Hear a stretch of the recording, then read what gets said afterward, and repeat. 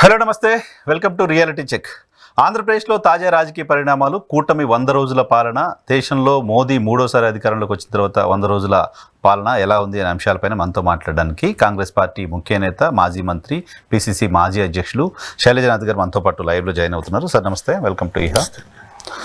ఏంటి ఆంధ్రప్రదేశ్ రాజకీయాలను చూసిన తర్వాత, ఈ 100 రోజులు ఆంధ్రప్రదేశ్ రాజకీయాలను చూసిన తర్వాత what is your first comment అంటే ఏం చెప్తారు? అసలుకి ఆంధ్రప్రదేశ్ రాష్ట్రంలో ప్రజల పక్షాన రాజకీయం కానీ పరిపాలన లేదని నా అభిప్రాయం. పరిపాలించడం చేతకాకనో లేదా పరిపాలించాల్సే ఆలోచన లేకపోవడం నాకు తెలియదు, కానీ మొత్తం మీద సమస్యల నుంచి తప్పించుకొని పోయే ఒక ప్రభుత్వాన్ని చూస్తూ ఉన్నాం. ఎవరెన్ని మాటలు మాట్లాడారు. పరిపాలించడం చేతకాకపోవడం ఏంది? ఆల్రెడీ 14 సంవత్సరాలు ముఖ్యమంత్రిగా చేసిన వ్యక్తి 4వ ముఖ్యమంత్రిగా ఉన్నారు. ఆయన పరిపాలించడం చేతకాదు. చంద్రబాబు నాయుడు పేరు నా కామెంట్ కాదు, కానీ ఎందుకంటే అతనికి ఆయన చాలా పెద్ద అనుభవం చెప్పుకుంటూ ఉంటాడు. బట్ అనుభవం ఇప్పుడు ఉపయోగపడడం లేదు నా అభిప్రాయం. ఉదాహరణ ఉపయోగపడడం లేదేమో నాకు నా అనుమానం, అభిప్రాయం. కారణం ఏంటంటే చాలా సందర్భాల్లో వాళ్ళ మంత్రివర్గంలో సభ్యులు కానీ, లేక తన పార్ట్నర్ పవన్ కళ్యాణ్ పార్టీ నుంచి మాడాలు కానీ, నిన్న మొన్న లోకేష్ బాబు మాట్లాడిన మాటలు కానీ, అంటే ఆ సూపర్ 6 గురించి నేను మాట్లాడుతూ ఉన్నాను. అంతకుముందు అసలు మీరు చేత కాలేదు, విఫలం అయిపోయారు, అసలు మీరు దివాళా తీయించారు, మా దగ్గర మంత్రిదండం ఉంది, మా దగ్గర ఆలోచన ఉంది, నా అనుభవం ఉందని చెప్పుకొని కదా అధికారంలోకి వచ్చింది. మళ్ళీ ఈ నిమిషం దాకా అమలు చేసే పాపన పోవడం మాటలు తప్పనిస్తే. అడిగితే నిధులు లేవు, లేదంటే మొత్తం జగన్మోహన్ రెడ్డి దాన్ని డిస్టర్బ్ చేసిపోయాడు, మేము దాన్ని నిర్మిస్తూ ఉన్నాం అంటే నేను అనేది అడిగేది ఒకే పాయింట్ ఏంటంటే, అయ్యా మీరు ఎలక్షన్లోకి వచ్చినప్పుడు ఆ సూపర్ 6 లేకపోతే క్రికెట్ లాగా సూపర్ 6లో కొట్లాడుకున్నప్పుడు మీ దగ్గర ప్రిపరేషన్ లేదా? వీటిని అమలు చేయడానికి ఏ విధంగా నిధులు తెస్తారు?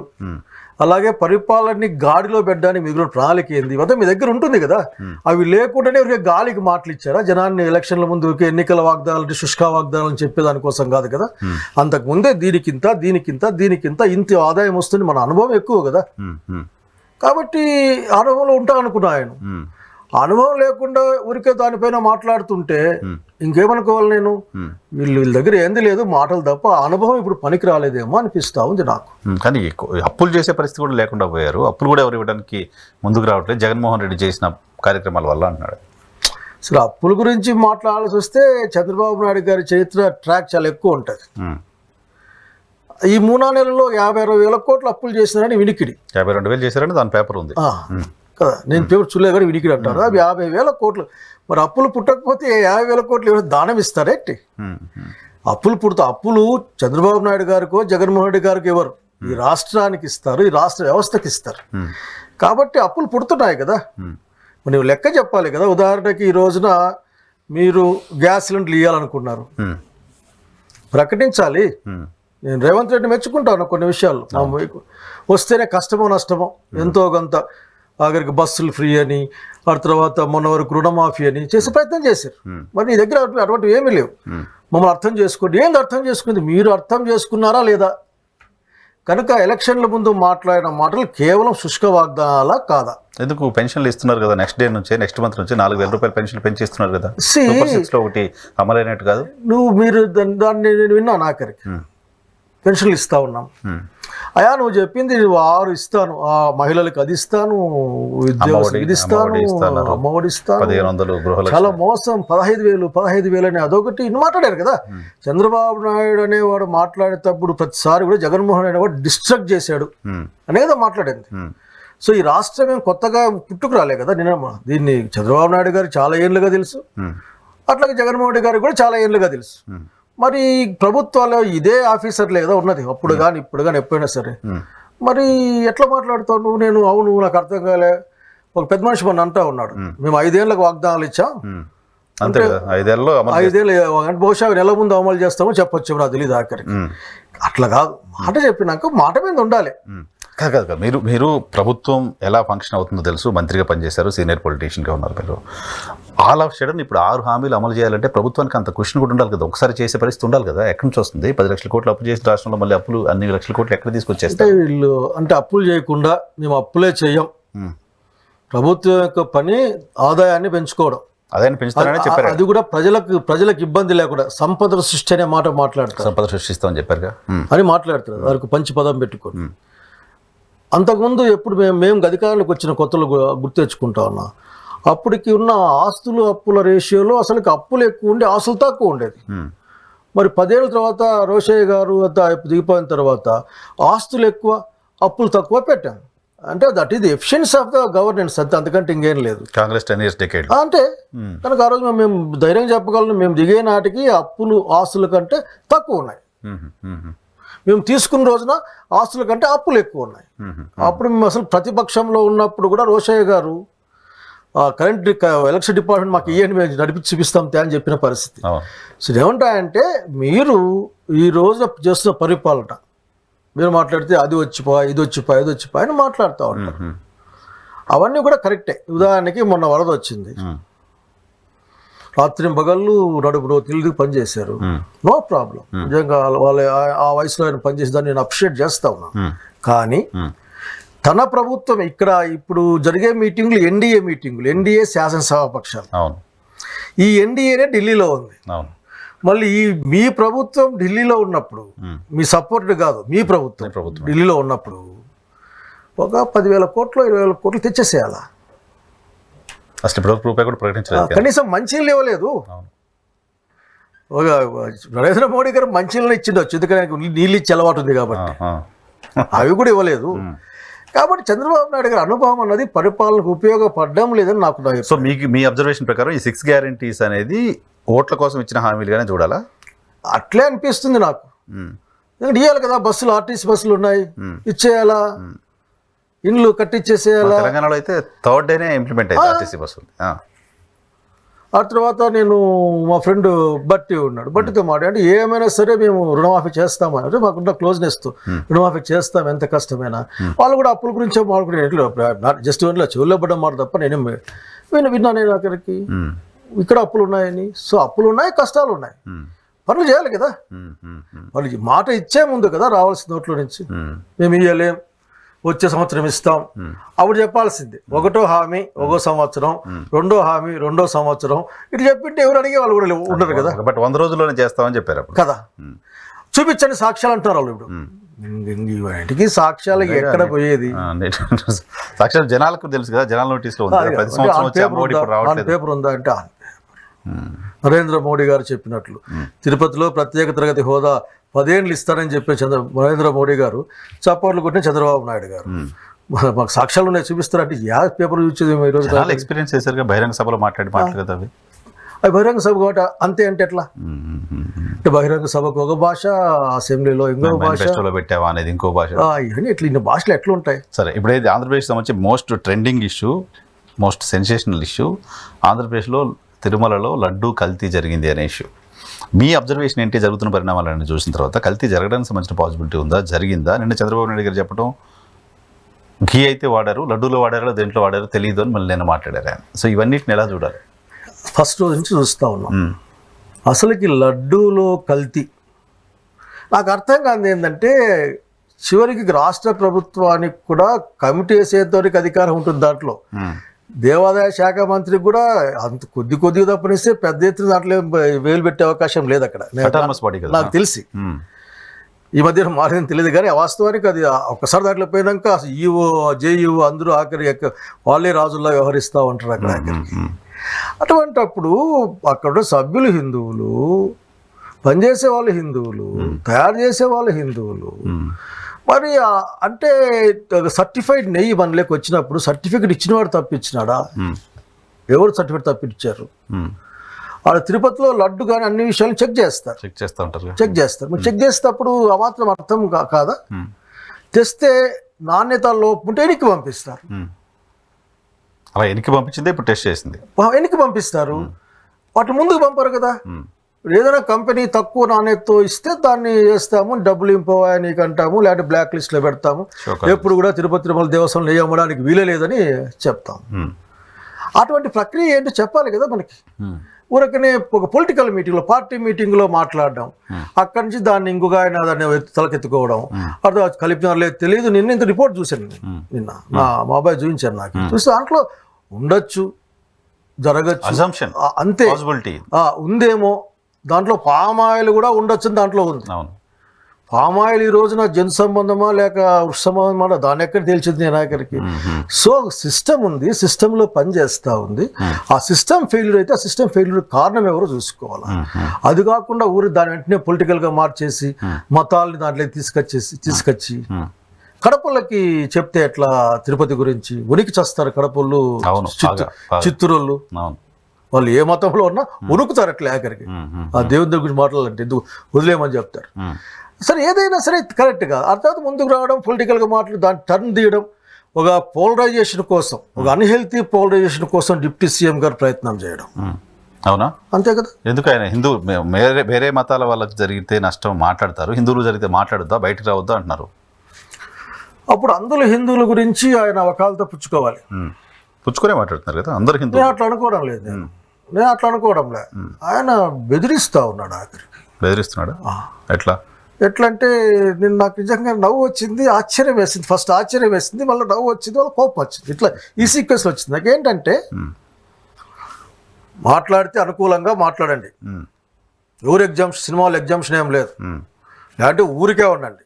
మీరు అడ్డం మాడితే మీ సంగతి తెలుస్తామని అంటే పదాలు మార్పు ఉండొచ్చు కానీ అనే విధంగా బెదిరించి, ఎవరో పాపం ఆ పిల్లోడు కార్తీ అనే పిల్లోడు ఏదో మాట్లాడితే అతన్ని బెదిరించి, ఆ ప్రకాష్ రాజు ఏదో సరిగ్గా చూసుకొని పోయంటే అతన్ని బెదిరించి, ఎవరైనా మాట్లాడితే వీలైతే మేము దాడి చేపిస్తామని చెప్పేసి దాడి కూడా చేయించిన సంగతి చూసామని ఏదో ఒకరి మీద.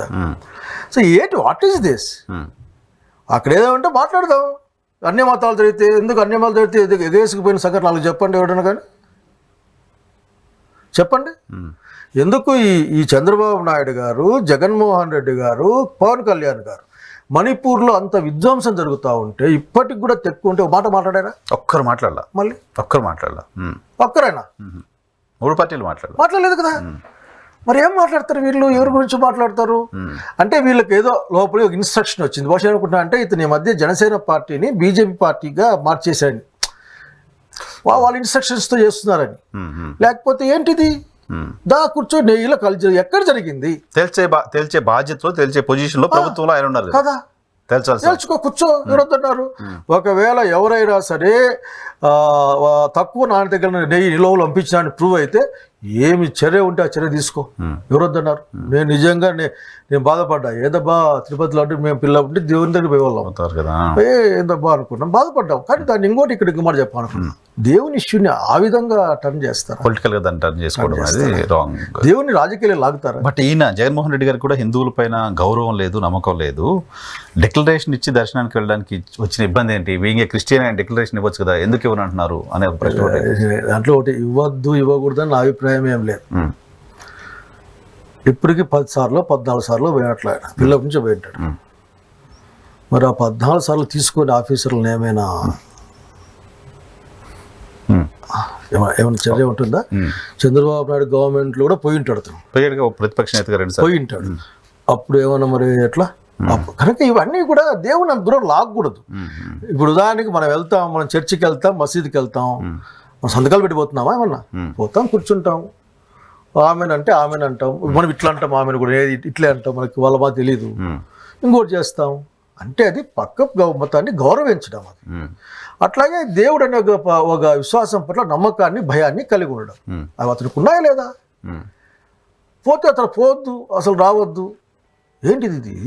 It is not right. కానీ అబ్దుల్ కలాం లాంటి వాళ్ళు డిక్లరేషన్ ఇచ్చారు, సోనియా గాంధీ గారు లాంటి వాళ్ళు ఇస్తారు, ఇప్పుడు ఇచ్చారు. జగన్మోహన్ రెడ్డి గారికి ఏంటి ఇబ్బంది అని ఏంటి ఈరోజు అడిగే పాయింట్ ఏంటంటే, డిక్లరేషన్ ఇవ్వడం ఇవ్వకపోవడం ఇష్యూ కాదు. టెంపుల్ దగ్గరకు వచ్చినాక పేపర్ ముందు పెట్టి సంతకం పెట్టాను అడుగు, లేదంటే పంపలేం సార్ అని చెప్పు. అంతే, లోపలికి వచ్చిన తర్వాత సార్ మేము పంపలేం సార్, లేదంటే పంపలేము జగన్ రెడ్డి గారు, అందుకంటే ఇట్లా రూల్స్ మారాయి, లేకపోతే ఇట్లా ఖచ్చితంగా అమలు చేస్తాను, సంతకం పెట్టుకోండి. అప్పుడు సంతకం పెట్టండి అంటే ఇష్యూ, కానీ ముందే డిక్లరేషన్ ఇచ్చిరా రా అంటే ఎట్లా? It's not right. పైగా మొట్టమొదటికి ఏం రావడంలే ఆయన, అతని నోట్లో చెప్తున్నాడు. చంద్రబాబు హయాంలో పోయాడు, అతని హయాంలో ఇప్పుడు పోతా ఉన్నాడు. What is that? అంటే అంతకుముందు మీరు రాజ్యాంగానికి వ్యతిరేకంగా పోయారు, ఇప్పుడు కూడా పోతారా అట్లా? అంటే చంద్రబాబు, నేను చెప్తున్నా కదా, రాజ్యాంగం గురించి వద్దు. నేను రాజ్యాంగం గురించి తిరుమల వేరు, రాజ్యాంగం. రాజ్యాంగం గురించి మాట్లాడితే ఆఖరి చాలా విషయాలు మాట్లాడాల్సి వస్తాయి. రాజ్యాంగం గురించి మళ్ళీ మాట్లాడతారు ఈ విషయంగా. కాబట్టి డిక్లరేషన్ అంతా పెట్టించుకోండి. ఎవరు వద్దన్నారు? వాడికి వచ్చినప్పుడు పేపర్ ఇచ్చి వద్దన్నా ఎవరు అక్కడికి వచ్చారా, అక్కడ పేపర్ ఇచ్చారా, అక్కడ రిజెక్ట్ చేశారా? ఏమి లేదు కదా, ఊరికే ముందుగా నోటీస్ ఇచ్చి ఇస్తే కానీ రాకూడదు. What is this? అంటే ఆయన జగన్మోహన్ రెడ్డి గారికి నోటీస్, ఇంతకుముందు హోంమంత్రి గారు కూడా మాట్లాడుతుంది, మేము జగన్మోహన్ రెడ్డి గారికి ఎక్కడ నోటీస్ ఇవ్వలేదు, ఇక్కడ సెక్షన్ 30 అమల్లో ఉంది కాబట్టి ఎవరు గుమికూడకూడదు అని వైసీపీ నాయకులకు నోటీసులు ఇచ్చామని. ఆ నోటీసుల్లోనేమో అనుమతి లేని కార్యక్రమానికి ఎందుకు వెళ్తున్నారని నోటీసులు ఇచ్చారని నేను జగన్మోహన్ రెడ్డి గారు తమాషా చెప్తా. ఆఖరికి నేను మొన్నసారి విజయవాడలో పీసీ ప్రెసిడెంట్ ఉన్నప్పుడు ఏదో ప్రోగ్రామ్ పోతున్నా, సార్ సెక్షన్ 30 అమల్లో ఉన్నాడు. ఏంది ఈ సెక్షన్ 30 అమల్లో ఉండేది ఏంది అంటే, ఎప్పుడు నాకు పొద్దున్న చెప్పొచ్చు కదా, మీరు అనౌన్స్ చేశారా అంటే, లేదు సార్ రెగ్యులర్గా ఉంటుంది. సెక్షన్ 30 అంతగా వాడుకోబడే సెక్షన్ ఇంకోటి ఉండదు. దాన్ని ముందుగా వాళ్ళ మనసులో అనుకుంటారు సెక్షన్ 30 అమల్లో ఉందని. ఆ అమలు నీకు చెప్తారు, ఆ సెక్షన్ 30 చూపించి లోపలికి వేస్తారు. ఆంధ్రప్రదేశ్లో లాస్ట్ నాకు తెలిసి 10 years గా సెక్షన్ 30 అమల్లో ఉంది అన్ని జిల్లాల్లో. జిల్లా ఎస్పీ ఇచ్చేది కదా అది జిల్లాలకు, అన్ని జిల్లాల్లో అమల్లో కావాలనుకున్నప్పుడు అది అమల్లో ఉంటుంది. లేకపోతే అమల్లో ఉంటుంది. ఉదాహరణకి సరదా ఉంటుంది ఇట్లా విషయాలు. గవర్నమెంట్లో నేను పిసిసి ప్రెసిడెంట్గా ఉన్నప్పుడు తర్వాత కొన్ని ప్రజా సమస్యలపైన నేను ఫ్లెక్స్లు వేయించాను. వేసిన తర్వాత వేసిన టైంలో పీకేశారు. వేసినంత టైం నీ వల్ల పోయా తిరిగి ఇంటికి పోతే నాకు అలవాటు. అప్పుడు ఎస్ఎఫ్ఐలో పనిచేసి అన్ని కట్టేదని చూసుకొని పోయి అలవాటు. చూసుకొని పోయినా మళ్ళీ స్నానం చేసి వచ్చేసరికి ఏం ఒకటి లేవు, ఏమంటే పీకేస్తున్నారు. అట్లా పర్మిషన్ లేదు పీకేసినాము అట్లా అన్నారు. ఓకే, ఏం పర్మిషన్ లేదేమో లేదు, మనం కూడా ఆలోచించి కొద్దిగా చదువుకున్న వాళ్ళం కదా, అందుకని అవునేమో అనుకోని ఈ మధ్య మా ఊరంతా ఫ్లెక్స్లే. ఊరంతా అసలుకి ఏం అకేషన్ అర్థం కాదు. ఆఖరికి ఫ్లెక్స్లు. కనుక ఒక పెద్ద మనిషి బర్త్డేకి 3 నెలల నుంచి 2 నెలల నుంచి ఫ్లెక్స్ అట్లే ఉంది ఆఖరికి. ఏమంటాయంటే ఇవన్నీ మా అధికారంలో ఉన్న వాళ్ళు వాళ్ళ కన్వీనియంట్ గా వాడుకుంటున్నది సెక్షన్ 30. పోలీసులు వాడతారు దాన్ని. అసలుకి నిజంగానే నాకు నవ్వొచ్చేది ఏంటంటే, తిరుపతికి పోవడానికి గొడవ అంతా ఏంది? ఏం జరుగుతుంది? తిరుపతి పోతే జగన్మోహన్ రెడ్డి గారు తిరుపతికి పోతాడు, ఏం జరుగుతుంది? ఆయన దేవుని దగ్గర పోయి, దేవుడా నేనేం తప్పు చేయలేదు చెప్పి మొక్కుకోవచ్చు. లేకపోతే అది ఇంకో అడుగు ముందుకు పోయి నేను మానవత్వాన్ని మతంగా నమ్ముతానయా, నేను నీ పట్ల నాకు విశ్వాసం ఉందని చెప్పి రావచ్చు. అది అవకాశం ఇవ్వాలి కదా. అవకాశం ఏం లేకుండా ఇప్పుడు నేను ఇంకా చిన్న సెల్ఫోన్ వాళ్ళ కుటుంబ సభ్యులు క్రిస్టియన్లు కదా, వాళ్ళు పోలేదా, ఇట్లాంటి నేను మాట్లాడదలుచుకోలే. బట్ ఇది అధికారాన్ని చూపించడం తప్ప ఇంకోటి కాదు. మేము ఎక్కడ ఆపాము, మేము ఆపలేదు కదా అనేది ఆయన చెప్తారు, ముఖ్యమంత్రి గారు చెప్తారు. వాళ్ళ పేపర్లు చూసినా 900 మంది పోలీసులను పెట్టినాము. ఇవన్నీ ఇప్పుడు మాట్లాడే ఆర్గ్యుమెంట్ వేరే, ఆర్గ్యుమెంట్ ఎంతనో ఆర్గ్యూ చేయొచ్చు, కానీ వాస్తవం వేరే, ఆర్గ్యుమెంట్ వేరే. సో అక్కడ ఏదో టెన్షన్ క్రియేట్ చేసే ప్రయత్నం ఉంది కాబట్టి ఆయన ఆగారని చెప్పి అనుకోవాలా? ఇతను ఎందుకు ఆగాడు ఇతను చెప్పుకోవాలా? జగన్మోహన్ రెడ్డి గారు ఎందుకు ఆగారు ఆయన చెప్పుకోవాలి. అదే చెప్తున్నాడు, నన్ను అక్కడ అనుమతి లేని కార్యక్రమం అని చెప్తున్నారు, అనుమతి ఇవ్వలేదు ప్రభుత్వం అని పేపర్ ఉంది, అది మా కార్యకర్తలకు నోటీసులు ఇచ్చారు అంటున్నారు. ఆ నోటీసులు కార్యకర్తలకు ఇచ్చేంత నీకు లేదు కదా అనేది గవర్నమెంట్ మాట ఉంది. కానీ దాని గురించి గవర్నమెంట్ ఏం చెప్పినా 30 యాక్ట్ ఉంటుంది. 30 యాక్ట్ ఉంటుంది. 30 యాక్ట్ అంటే తిరుపతిలో బస్ స్టాండ్ దగ్గర దిగితే 200-300 మంది ఉంటారు. 30 యాక్ట్ ఉంటే నలుగురు గ్యాదర్ అవ్వకూడదు అక్కడ. ఇప్పుడు బహుశా వాళ్ళ పోలీసులు కోపం రావచ్చు ఇట్లా మీద చూస్తే. 30 యాక్ట్ ఎప్పుడూ ఉంటుంది. వాళ్ళు అవసరం వచ్చినప్పుడు 30 యాక్ట్ని యాక్టివేట్ చేస్తారు. లేదంటే అట్లే నిర్ధారణంగా ఉంటుంది. So that is not the issue.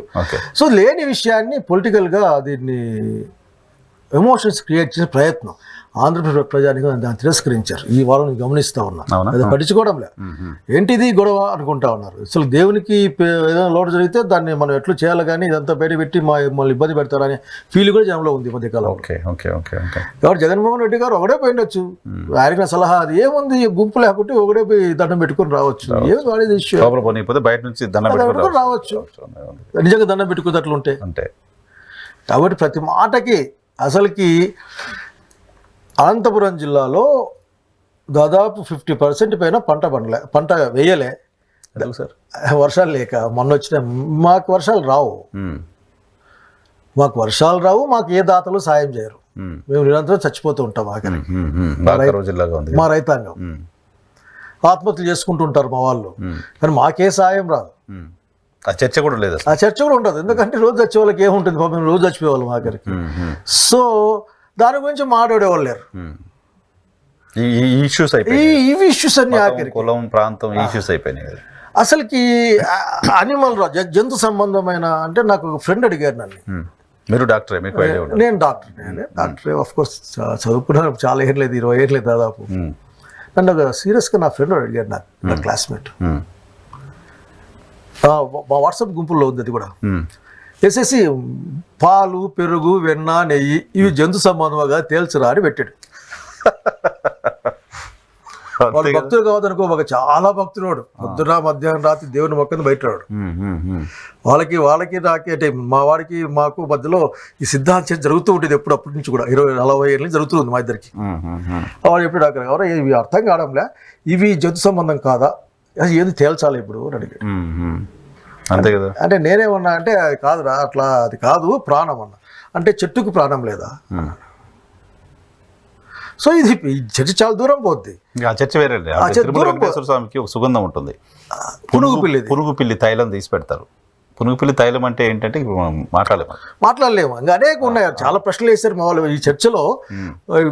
అసలుకి బహుశా ఇది ఇంకా ఇబ్బంది వస్తుంది కానీ పారువేటకు పోతారు కదా, దేనికి పోతాడు ఇంకోటి ప్రశ్న పెట్టాడు. పారువేటకు దేవుళ్ళు పోతారు కదా, దేనికి పోతారని పెట్టాడు. అంటే దేవుని గురించి చర్చ ఎక్కువ చేయకూడదు. అదే సరే, ఇప్పుడు అడల్ట్ ఫ్యాట్ కలపకూడదు, కలిపారు అనేది పాయింట్. అది వాడారా లేదనేది చర్చ. సరే, అది అన్నెసరీ చర్చ, అది రాజకీయంగా అదేం లేదు. దీంట్లో కేటగారికి అడుగుతా ఉన్నా, ఆ వ్యానో లారీనో వస్తే దాన్ని ఆపావా లేదా, టెస్ట్ చేసావా లేదా, టెస్ట్ చేసి నీకు పంపించినావు కదా, ఇంకేంది కల్తీ ఏంది? ఆ కంపెనీది మేము అంతకుముందు టెస్ట్ ఒక 4 మొత్తం 8 ట్యాంకర్లు వచ్చినాయండి సార్. 8 ట్యాంకర్లో 4 ట్యాంకర్లు ఏమో యాక్సెప్ట్ అయిపోయినాయి, టీటీడీ టెస్ట్లో వాడారు. 4 ట్యాంకర్లు రిజెక్ట్ అయినాయి. ఈ రిజెక్ట్ అయిన శాంపిల్స్ గుజరాత్కి పంపించారు. దాంట్లో ఏదో జంతువులకు సంబంధించి కలిసింది. సో ఇది వాడారు అనేది ఈ 4 ట్యాంకర్లో కూడా ఉందంటే దాంట్లో కూడా ఉండొచ్చు అనేది అజంప్షన్. ఎట్లా టెస్ట్ చేసాం కదా, టెస్ట్ చేసి ఓకే పంపించారు కదా. అది నిజానికి ప్యానిక్ టీటీడీ వైపు నుంచి క్లియర్ చేయాల్సింది, వాళ్ళే రేజ్ చేస్తున్నట్టు పెంచి దాన్ని పెంచి చివరికి ఈవోలు కూడా వచ్చి మాట్లాడి, వాళ్ళు అసందిగ్ధంగా మాట్లాడి, రాసిన దానికి ఒకటి, చెప్పేది ఒకటి, సంతకం పెట్టింది ఒకటి, ఇట్లా మాట్లాడుతూ ఉంటే భక్తులు ఏం కావాలా? అక్కడ హిందూ సెంటిమెంట్ కంటే కూడా అసలు హిందూ సెంటిమెంట్ అది డిఫరెంట్ డిస్కషన్. పవన్ కళ్యాణ్ గారు దేని గురించి మాట్లాడుతున్నారు అనేది డిఫరెంట్ డిస్కషన్. మరి దుర్మార్గం ఏంటంటే మన ఇంకో చర్చ విన్నా నేను, బీబీ నాంచారమ్మ ఎట్లా చేసుకుంటాడు అని కూడా ఏంటి ఇది, ఎక్కడ తీసుకెళ్తా ఉన్నారు అంతా వీళ్ళు? స్వామిని కూడా డిస్కషన్ రోడ్డు మీద వేసేసే ప్రయత్నం తీసుకొస్తున్నారు. సరే, ఇంకోటి ఆంధ్రప్రదేశ్ సంబంధించి చాలా వ్యాలిడ్ ఇష్యూ, నిజానికి మీలాంటి వాళ్ళు మాట్లాడాలి. ఇది ఆంధ్రప్రదేశ్కి 17 మెడికల్ కాలేజీలు తీసుకొచ్చామంటూ వైఎస్ఆర్ కాంగ్రెస్ పార్టీ చెప్తోంది మా హయాంలో. ఆ మెడికల్ కాలేజీలకు సంబంధించిన సీట్లు మాకు తెలియకుండా ఎలా ఇస్తారు అని ఆంధ్రప్రదేశ్ సంబంధించిన మీ జిల్లాకు సంబంధించిన మంత్రి సత్యకుమార్ గారు చెప్తున్నారు. పులివెందులకు ఇచ్చిన 50 సీట్లు స్టేట్ గవర్నమెంట్ కన్సర్న్ లేకుండా ఎలా ఇస్తారు మీరు అని వాటిని ఆయన రిజెక్ట్ చేస్తున్నారు. సో ఆంధ్రప్రదేశ్లో మెడికల్ సీట్ల వ్యవహారంలో 50% మేనేజ్మెంట్ కోటా పెట్టడానికి గతంలో కూటమి వ్యతిరేకించింది. ఇప్పుడు మొత్తం కాలేజీని ప్రైవేటీకరణ చేసే ప్రయత్నం చేస్తున్నారు అనేది ఓ చర్చ. అంటే మీరు ఇక్కడ చంద్రబాబు నాయుడు గారి బీజేపీ యొక్క ఫిలాసఫీ అర్థం చేసుకోవాలా. బస్ చూసే వాళ్ళకి ఈరోజు చూసే కొత్తగా కనిపిస్తుందేమో. ప్రైవేట్ కాలేజెస్ని అసలుకి ప్రైమరీ ఎడ్యుకేషన్ని ప్రైవేట్గా మార్చిన కనుక చంద్రబాబు నాయుడు గారు. ఈ నారాయణలు, చైతన్యలు అంతా వచ్చి చివరికి ఈ రోజున సిస్టమ్ ఎట్లా అయిపోయింది, చదువు అనేది విద్యాలయం కాకుండా డబ్బులు సంపాదించే మార్గంగా మారిపోయింది. క్వాలిటీ ఎడ్యుకేషన్ అంటే ఓన్లీ ప్రైవేట్ ఎడ్యుకేషన్ అనే కదా ఈరోజు తయారు చేశారు కదా.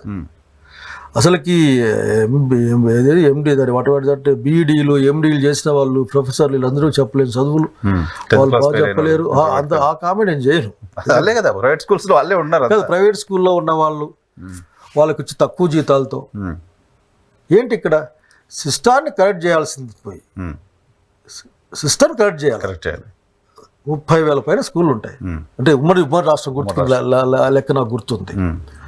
బట్ ఈ రోజున దాంట్లో భాగం ఏది, ఎప్పుడైనా సరే వచ్చిన తర్వాత ప్రైవేటైజేషన్ పక్క మొగ్గుతాడు చంద్రబాబు నాయుడు. దాంట్లో భాగంగానే ఇంకా మోడీ గారి గురించి చెప్పాల్సిన అవసరం లేదు. వాళ్ళు అన్నింటినీ కట్టడము, వాళ్ళకి ఇవ్వడము. అంటే వాళ్ళు పెద్ద ఎయిర్పోర్ట్ కట్టలేరు, ఈయన కడతాడు వాళ్ళకి ఇస్తాడు. వాళ్ళు పెద్ద పోర్టు కట్టలేరు, సీ పోర్టు కట్టలేరు, ఆయన కడతాడు ఆయనకి ఇస్తాడు. ఇది వాళ్ళ రైళ్లు వాళ్ళు వేయలేరు.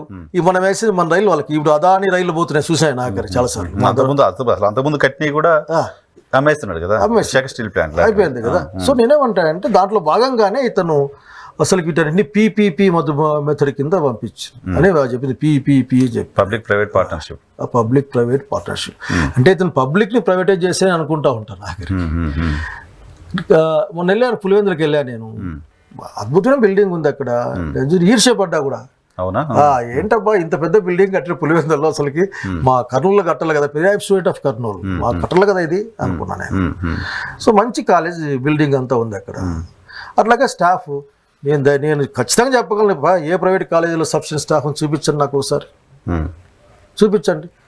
ఆన్ పేపర్ ఒకటి, ఆన్ ఫోన్ ఒకటి, చదువు చెప్పేవాడు ఒకటి, వైద్యం చేసేవాడు. అది చూసాను నేను. ఎంసీఏ చెకప్ వచ్చిన రోజు అన్ని కాలేజీలకు సంబంధించిన వాళ్ళు అడిగిపోయి కనపడతారు వాళ్ళు చెకప్ వచ్చిన రోజు. తర్వాత మళ్ళీ ఏ కాలేజ్ తప్పు పుణ్యం మాట్లాడడం తప్పు, వాళ్ళకు ఉన్న టెక్నికాలిటీ అది, ఆ టెక్నికాలిటీ తప్పు పుణ్యం మాట్లాడడం. సో ప్రైవేట్ గవర్నమెంట్ మెడికల్ కాలేజీల్లోనే ఇప్పటికి కూడా అక్కడికి క్వాలిటీ ఎడ్యుకేషన్ ఉంది, అంతా ఉంది. ఎందుకంటే గవర్నమెంట్ అంటేనే ప్రజలకు మాది అనే ఫీలింగ్ ఉంటుంది. సో ఈ రోజున పులివెందులు తీసేశారు, ఆదోని, పాడేరు ఇట్లన్నిటిని కూడా ఇచ్చేస్తామంటే నేను అడిగేది ఒకటే, చాలా తెలివితేటలుగా ఇక్కడ కొద్దిమంది బ్రెయిన్లో ఉన్నవాళ్ళు ఆ మెడికల్ విద్యని పేద విద్యార్థులకి అట్లాగే దళితులు బలహీన వర్గాలకి దూరం చేసే ప్రక్రియ అని నా సొంత అభిప్రాయం. అవునా? అంతే కదా. మళ్ళీ ఇప్పుడు 100% గవర్నమెంట్ సీట్లు ఉన్నాయనుకోండి, 100% రిజర్వేషన్ ఉంటుంది. 100%లో బీదలు వస్తారు, ఆ శక్తి ఉంటే వస్తారు. మరి 50% మేనేజ్మెంట్ కోట, అంతే కదా. 50లో మళ్ళీ అందరు రిజర్వేషన్, ఈ 50లో అందరూ కొట్టుకోవాలి. ఈ 50లో అసలు ఎవరికి ఇయ్యడు ఆయనకు. మళ్ళీ దాన్ని ఎన్ఆర్ఐ కోట, ఎన్ఆర్ఐకి సమీప బంధువుల కోట, అంటే డబ్బులు కోట తప్ప ఇంకోటి కాదు. దాంట్లో మనీ మేకింగ్ పాలసీ అంతే. దీన్ని వాళ్ళేదా వాడినామని అప్పుడు నేను కోర్టుకు వెళ్ళా, మేనేజ్మెంట్ సీట్లలో కూడా రిజర్వేషన్ పెట్టండి అని. అంతే కదా, ఎఫర్ట్ చేయగలిగింది. నా కొడుకు సీట్ అడిగినప్పుడు నేను ఒక విషయం వచ్చి చెప్పా, అప్పుడు ఆఖరికి కోర్టుకు వెళ్ళా నేను, ఇవ్వండి రిజర్వేషన్, డబ్బులు కట్టగలిగినాడు కడతాడు, 5 లక్షలు 10 లక్షలు కట్టి అప్పుడు 5 లక్షలు ఉండింది, కడతాడు, లేకుంటే కట్టలేడు, ఇవ్వండి అని అడిగాం. సో ఈ విధంగా ఒక 50% సీట్లని అప్పనంగా ఈ డీమ్డ్ యూనివర్సిటీ లెక్కన అప్పనంగా తీసేసి వాళ్ళకి ఇచ్చాడు అంతే, వాడు ఇష్టం మేనేజ్మెంట్ కోట అంటే. ఆ విధంగా దీంట్లో రిజర్వేషన్లు కానీ భారత రాజ్యాంగ స్ఫూర్తిని ధిక్కరించే విధంగా ఆ నిర్ణయం నేను అనుకుంటా ఉంటా. సో ఇప్పటికే నేను కోరుకునేది ఒకటి, అటువంటి ఆలోచన మానేయండి. అటువంటి ఆలోచన మానేసి మీరు మొత్తం ఇంకా పెంచండి, సీట్లు ఇవ్వండి, ఎక్కువ శాలరీ ఇచ్చి ప్రొఫెషన్ పిలిపించుకోండి, ఎఫర్ట్ చేయండి, ఇంకా క్వాలిటీ పెంచండి, క్వాలిటీ. అంతే కదా. ఇప్పుడు అపోలో హాస్పిటల్ని చిత్తూరులో ఉన్న గవర్నమెంట్ హాస్పిటల్ అపోలోకి ఇచ్చేసారు, అపోలో మెడికల్ కాలేజ్. ఏ బేసిస్, దేనికి? కనుక ఇవన్నీ కూడా చంద్రబాబు నాయుడు యొక్క ఆలోచన నుంచి పుట్టుకొచ్చింది తప్పనిస్తే ఇతను ప్రభుత్వ ప్రజల ఆస్తిని ప్రైవేట్ పరం చేసే ఆలోచన ఫస్ట్ నుంచి అతనికి ఉంది. ఎందుకంటే విద్య, వైద్యం నిరంతరం ప్రవహించే వ్యవహారాలు, రెగ్యులర్ బిజినెస్ అయిపోయింది, ప్రైవేట్ బిజినెస్ పదం వాళ్ళని కానీ నేను నిరంతరం కూడా. కనుక దీన్ని ఇక్కడ వచ్చే ఆదాయాన్ని దాన్ని కొద్దిమందికి మళ్లించే ప్రక్రియ. కనుక హైటెక్ సిటీలో కూడా హిస్టరీ ఉంటుంది, కొద్దిమందికి మళ్లించే ప్రక్రియ. కాబట్టి దాంట్లో భాగం ఐఎమ్ రిక్వెస్టింగ్ చంద్రబాబు నాయుడు గారు అసలు ఆ విధంగా చూడొద్దండి దీన్ని. అన్ని కాలేజీలు అందరికి అందుబాటులో తెండి, అన్ని జిల్లాల్లో కాలేజీలు పెట్టండి, డబ్బులు పెట్టండి, చేయండి. నిజానికి వాళ్ళు ఇచ్చిన ఎలక్షన్ ప్రామిస్ 50% అప్పుడు ప్రభుత్వం మేనేజ్మెంట్ కోటా పేరుతో తీసుకుంటోంది, అది కూడా లేకుండా మేమంతా ప్రైవేట్ చేస్తామని. అంటే ఎలక్షన్ మేనిఫెస్టో గురించి మాట్లాడాల్సి మేనిఫెస్టో చెప్పారు కదా ఎన్నికల ముందు 100 రోజులుగా. వాళ్ళు చెప్తారు, ఇప్పుడు బల్లగుద్దేసి చెప్పినవే పట్టించుకోవడంలే. కనుక నేను చెప్పే పాయింట్, మెడికల్ ఇష్యూ అనేది చాలా వ్యాలిడ్ సార్. రాబోయే రోజుల్లో డాక్టర్లు తయారవ్వాలి, అన్ని వర్గాలకు సంబంధించిన వాళ్ళు తయారవ్వాలి, అన్ని వర్గాలకు సంబంధించిన వాళ్ళకి అవకాశాలు రావాలి సమానంగా. మెడికల్ విద్య అనేది కొంతమంది డబ్బున్న వాళ్ళు మాత్రమే చదువుకునే విద్యగా ఉండకూడదు కదా. అంటే ఇది ఇప్పుడున్న పరిస్థితి అంతే కదా. ఇప్పుడున్న పరిస్థితి, ఈ రోజున మేము అధికారంలో ఉన్నాం, కస్తూర్బా స్కూల్ కట్టాం, అవును, మోడల్ స్కూల్ కట్టారు. ఇప్పటికి కూడా చాలా డిమాండ్ ఉన్న స్కూల్ కింద మారిపోయాయి. అది కాంగ్రెస్ పార్టీ ఫిలాసఫీ, చంద్రబాబు గారి ఫిలాసఫీ, అట్లాగే జనసేన లేకపోతే బీజేపీ ఫిలాసఫీ అన్ని పీక్కొని కొద్దిమందికి ఇచ్చేసేయడం. సేల్ అయినా పర్వాలేదు, ఇది ఇచ్చేసాం తీసుకోండి, వాడుకొని లాభం వస్తే మాకేంటి, లాభాలు చూపించే వాళ్ళు ఎవరు ఆఖరికి. అసలు మోడల్ విద్య వ్యాపారం చేయడమే రాజ్యాంగ వ్యతిరేకం కదా, విద్యను వ్యాపారంగా చూడడమే రాజ్యాంగ వ్యతిరేకం కదా ఈ దేశంలో. ప్రాఫిట్ ఓరియంటెడ్ బిజినెస్ కాదు కదా అది. అసలు అది తప్పు ఆలోచన. మన ఆస్తుల్ని తీసుకెళ్ళి, మన అవకాశాలను తీసుకెళ్ళి ఇంకొకరికి ఇచ్చేయడం. నిజంగా రిజర్వేషన్లకు కూడా రాజ్యాంగ స్ఫూర్తి కూడా విరుద్ధం అది. దాన్ని చేయకుండా చంద్రబాబు నాయుడు గారు మాట్లాడకుండా వచ్చి ప్రొఫెసర్ జగన్ రెడ్డి చదువు చెప్తాడా అవును అనే పదం విన్నా మారకూడదు అది ఒక ఆయన దగ్గర గురించి. ఏంటి ఏం మాట్లాడుతున్నారు మీరు?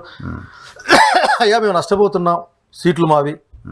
ఉదాహరణకి 1000 సీట్లు, 1000 సీట్లు 170 మంది డాక్టర్లు ఎస్సీలు వస్తారు. ఇంకో 90 మంది దాదాపు ఒక 210 మంది అంతా కలిసి వస్తారు ఎస్సీ ఎస్టీలు. మరి అంతమంది నువ్వు పోగొట్టావు కదా, సగం పోగొట్టావు కదా ప్రతి సంవత్సరం చంద్రబాబు గారు గుర్తుకుంటే ఇంకా అసలు ఆయన ఆలోచిస్తూ ఉంటే కూడా అప్పుడు పద్మావతి మహిళా కళాశాల వచ్చింది, పద్మావతి మహిళా కళాశాల వచ్చింది. అప్పుడు రాయలసీమను పడుచుకోకుండా మొత్తం రాష్ట్రం అంతా ఇచ్చేసరి ఇప్పుడు గొడవ పెట్టాం. ఏంటో ఇది మా రాష్ట్రంలో మాకు లేకుండా, మా ప్రాంతంలో మాకు లేకుండా. సో అది తప్పు చేస్తారు, తప్పు చేస్తూ ఉన్నారు. అది తెలియక మాత్రం కాదు, అది వాళ్ళ యొక్క భావజాలం నుంచి మాత్రమే పుట్టిన వ్యవహారాన్ని భావిస్తాను. Right sir. చివరిగా 100 రోజుల మోదీ పాలన 3.0 ఎలా ఉంది? మోడీ ఎగ్జామ్షన్ ఏం కాదు, మోడీ దగ్గర ఇంకేంది లేదు. కాకపోతే మోడీ చేతిలో ఎవరైనా బాధపడచ్చు, కానీ మోడీ చేతిలో చాలా ప్రచార సాధనాలు ఉన్నాయి. అంటే అతను ఇన్ఫ్లుయెన్స్ చేయగలిగాడు, చేతిలో కాదు కానీ ఇన్ఫ్లుయెన్స్ చేయగలిగాడు. కొన్ని విషయాలను అసలు మాట్లాడకుండా వాళ్ళు దాన్ని రానియకుండా చేస్తూ ఉంటారు. ఎక్కడో ఒక చోట ఒక చిన్న సంఘటన అయితే దాన్ని పెద్దగా మాట్లాడతారు. మణిపూర్ గురించి ఎవరూ మాట్లాడరు. లేకపోతే అదే మొన్న బీహార్లో జరిగిన ఒక సంఘటన గురించి ఎవరు మాట్లాడరు. సెలెక్టెడ్ ఐటమ్స్ని ఊరికే అంటే కొన్ని విషయాల్ని మాట్లాడతారు. అట్లాగే పరిపాలన అంటే దానికి అంతిమ లక్ష్యం ఆ సమాజంలో ఉన్న వాళ్ళ యొక్క జీవనం బాగుపడ్డాం కదా, ఆదాయం బాగుపడ్డాం, హెల్త్ బాగుపడ్డాం, క్వాలిటీ ఉండాలి కదా. నేనే ఒక రిపోర్ట్ చూశాను, ఇండోనేషియా కంటే కూడా తక్కువ స్టాండర్డ్ ఉంది హెల్త్ ఈ దేశంలోనే ఒక రిపోర్ట్ చూశాను. అవును స్టాండర్డ్ ఉంది, ఎకానమీ కూడా బాగాలేదు ఒకటి. ఆ తర్వాత ఎకానమీ కూడా అసలుకి ఇంత ముందు కంటే ఇప్పుడు చాలా దెబ్బతినింది. పర్ క్యాపిటల్ ఇన్కమ్ కూడా ఏమీ పెరగలేదు. పెరిగినంత అదాని ఆస్తులు, అంబానీ ఆస్తులు తప్ప ఏం కాదు. దేశానికి సంబంధించిన అప్పులు కూడా పెరిగాయి విపరీతంగా. ఆ తర్వాత 150,000 కోట్లు, 150,000 లక్షల కోట్లు. అంక సున్నలు వేయలేము మనం, మన చేత కాదు. ఆ తర్వాత బ్యాంకులు రుణాలు మాఫీ చేసిన పారు బకాయిల్ని అదాని ఎక్కువ ఉన్నాయని కూడా రిపోర్ట్ చూశాను, క్యాన్సిల్ చేస్తున్నారు కొంతమంది. సో ఇది కొద్దిమందికి ఉపయోగపడడం కోసం ఉన్న గవర్నమెంట్ వాళ్ళు ఎన్ని మాటలు చెప్పినా దానికి వాళ్ళు మతాన్ని వాడుతూ ఉంటారు. లేదంటే కులాన్ని అవసరం కొద్ది వాడతారు, కులాన్ని వాడరు. ఎందుకంటే మతాన్ని వాడతారు, కులం లేక అవసరం బట్టి కులాన్ని వాడతారు. కాబట్టి వాళ్ళకి దుర్మార్గమైన ఆలోచన విధానం ఏంటంటే కొన్ని విషయాల ఉదాహరణకి కాశ్మీర్ ఉంది, అదన్నారు. కాశ్మీర్లో పోయి హ్యాపీగా నువ్వు ఎలక్షన్లు పెట్టావు కదా, స్టేట్గా పెట్టి ఎలక్షన్లు చేయి, కానీ 375 రెఫరెండం పెట్టు, ఎట్లా చేసేసావు. ఇప్పుడు ఈ ఎలక్షన్ రెఫరెండంగానే చూడాలా 370కి? లేదు, నేను ఎందుకంటే కాశ్మీర్ ఎలక్షన్ గురించి పెద్దగా ఆలోచించలేదు కాబట్టి నేను చెప్పలేను ఆ విషయాన్ని. ఎందుకంటే నేను పెద్దగా ఆలోచించలేదు, ఎందుకంటే చూద్దామని. ఆ తర్వాత డైలీ మనం తీసుకునే వాటి ఏమంటారు అవసరాల కొద్దీ మన వస్తువులు, పప్పు, ఉప్పు, ఇవేవి నీకు చెందిన అందుబాటులో లేవు. ధరలు పెరిగిపోయినాయి. ఏం మొన్న 110 రూపాయలు నుండి ఈరోజు 150 రూపాయలు కనిపిస్తూ ఉంది. ఉల్లిగడ్డ ధర బాగా నార్త్లో విపరీతంగా డిమాండ్. ఉల్లిగడ్డే కాదు, నువ్వు షేవింగ్ అదేందాన్ని ఏమంటారు బ్లేడ్ కూడా చూసుకో, రేటు పెరిగినాయి. మనకు తెలియదు, అంటే మనం ఇచ్చేస్తాం, ఓపిక లేక ఇచ్చొచ్చేస్తాం. ఆ రూపాయి 2 రూపాయలతో కనపడదు మనకి. కానీ వాస్తవానికి ఈ దేశంలో ప్రతి ఒక్కడు ఒక 5 రూపాయలు కట్టేసినా సరే దాదాపు కొన్ని 100 కోట్లు వస్తుంది. బ్యాంకులు చేస్తాయి ఎనర్జీ దానికి 50 రూపాయలు మీది వాడుతున్నామని. ఎవడు పర్మిషన్ ఇచ్చే వాళ్ళకి మన 50 రూపాయలు వాడడానికి అంతా దాంట్లో ఉంటాయట. మనం ఎప్పుడు పెట్టినప్పుడు పెద్ద పేజీలు ఇస్తారు, సంతకం పెట్టేసి మనం చదవలే కదా ఆఖరికి. పైగా మనకంటే ఇంగ్లీష్ వచ్చి కూడా చదువుతాం, ఇంగ్లీష్ రావడానికి కూడా అదే పెడతారు ఆఖరికి, సంతకం పెట్టడం. సో నరేంద్ర మోడీ పరిపాలన అంటే ఏంది లేదు. పొలిటికల్ డెసిషన్ ఒకటి తీసుకున్నారు జమిలీ ఎలక్షన్ సంబంధించి, రామ్నాథ్ కోవింద్ ఏమీ లేదు. వాళ్ళు ఏంటంటే నిజంగానే బీజేపీకి అంత శక్తి కూడా ఉండదు, నాగ్పూర్కి ఆ శక్తి ఉంటుంది, ఆర్ఎస్ఎస్కే ఆ శక్తి ఉంటుంది. వీళ్ళకంతా ఏముండదు, వీళ్ళంతా వాళ్ళు చెప్తే ఆడినట్లు ఆడేవాళ్ళే. వీళ్ళు ఎక్స్ట్రా చేస్తే వీళ్ళనే ఉంచరు. వాళ్ళు ఒకే దేశం, ఒకే ఎన్నిక అనేదంతా ముందుకు వచ్చారు. ఎందుకంటే మాకు ఓట్లు ఎక్కువ వస్తాయని ఆలోచన, నార్థన్ సైడే ఓట్లే మాకు ఓట్లు ఎక్కువ వస్తాయి. ఇంకా అధ్యక్ష తరహా ఎన్నిక కూడా గురించి మనం మాట్లాడారు ఒకసారి. ఈసారి మెజారిటీ ఉంటే అసలు మొన్న జరిగేదని ప్రచారం కదా అధ్యక్ష తరహా. కనుక అది వాళ్ళ ఆలోచన విధానం. అంటే ఆర్ఎస్ఎస్ ఆలోచన అంటే ఒకే దేశం, ఒకే ఎన్నిక అట్లాగే నేను కూడా ఒకటే అడుగుతాను అనుకుంటా, ఒకే కులం అని కూడా చెప్తే బాగుంటుంది. ఆఖరికి దేశం అంతా కూడా ఒకే కులం, ఏ కులం లేదని. చేస్తారా? కులాలు రద్దు చేస్తారా? కులం రద్దు చేయాలి, గణన చేయాలంటారు మీ నాయకుడు. అవును. భారత రాజ్యాంగంలో భారత రాజ్యాంగం అంతిమ లక్ష్యం వచ్చేసి కులరహిత సమాజం కోసం పోవడమే, బాబాసాహెబ్ అంబేద్కర్ చెప్పింది కూడా. కానీ ఒక అన్యాయమైన ప్రక్రియ ఉంది. నేను మొన్న నెల్లూరు పోయాను. నెల్లూరులో మాకు మా ఎస్టీ డిస్ట్రిక్ట్ ప్రెసిడెంట్ నాతో ఎక్కాడు. అతను యానాది ఎస్టీ. అతను ఏమన్నా అంటే నెల్లూరులో యానాదులు పోతా ఉంటే నాకు ఫస్ట్ పరిచయం. సార్ ఒక మాట మాట్లాడుతుంది సార్, చెప్పబోయాను సార్, ఇన్ని సంవత్సరాలు అయింది, ఒక ఐఏఎస్ లేడు సార్ మా దగ్గర నుంచి. రైట్ అయ్యా, చదువుకోవాలి కదా, ఎట్లా చదువుతాం సార్ మేము, ఎక్కడి చదువుతాం సార్, ఏదో పనులు చేసుకొచ్చి రాత్రి కూర్చుంటాను ఆఖరికి అని ఒక లిస్ట్ ఇచ్చాను నాకు, ఇంత అన్యాయం సార్ అని. సో 75-80 సంవత్సరాల ఈ కాలంలో, 70 సంవత్సరాల కాలంలో కూడా అనేక మంది అనేక అవకాశాలు డిప్రూవ్ అయినప్పుడు వాళ్ళు ఎవరెవరు డిప్రూవ్ అయినారు, ఎవరికి మన సహాయం అందాలి, రాజ్యం యొక్క సహాయం ఎవరికి అందాలి, రాజ్యాంగబద్ధంగా ఎవరికి అందాలి తెలుసుకోవడం తప్పేముంది. అంటే ఏంటంటే ఇక్కడ సరే కులాల గురించి మాట్లాడడం కాదు, కానీ అడుగుతారని, ఎందుకు వీళ్ళు ఎక్కువ ఉన్నారు, మేమెందుకు తక్కువ ఉన్నాం, మేమెందుకు లేం అని అడుగుతారని. సో కాబట్టి కాంగ్రెస్ పార్టీగా రాహుల్ గాంధీ గారు నిర్ణయాన్ని స్వాగతిస్తాయి ఇప్పుడు. ఎందుకంటే లెట్ వి నో ఎక్స్రే తీయాలి దేశాన్ని, ఎవరు ఎంతమంది ఉన్నారో కానీ వాళ్ళు ఎవరు ఎంత అవకాశాలు పొందారో కూడా. కానీ దీంట్లో అన్ని విడి ఉంటాయి. ఉదాహరణకి ఎస్టీల్లో కొద్దిమంది, ఎస్సీల్లో కొద్దిమంది, చర్చ దానికి పరిష్కారం రావాలి కదా. రిమోట్లో ఉన్న ఒక దళిత్ ఎస్సీ వాడు కదా పొందాల్సింది. వాడికి అంతా ఈ రిజర్వేషన్లో కూడా రిజర్వేషన్ ఇవ్వాలి కదా, ఈక్వల్గా ఉండాలి అందరికి, ఎంతో కొంత.